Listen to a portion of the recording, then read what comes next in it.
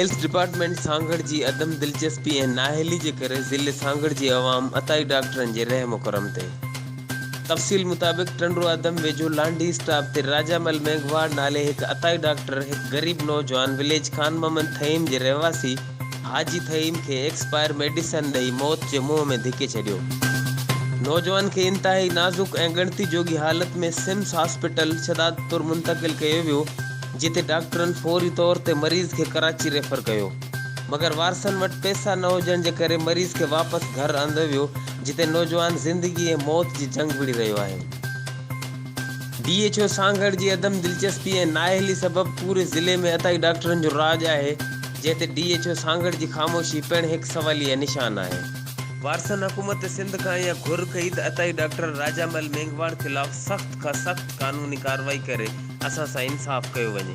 ऐं हिननि इहो पिणु मुतालबो कयो त नौजवान जो इलाज जल्द खां जल्द सरकारी ख़र्च ते कराए संदसि ज़िंदगी बचाई वञे। Ali Jafri Solangi, HRJDU news, Hyderabad.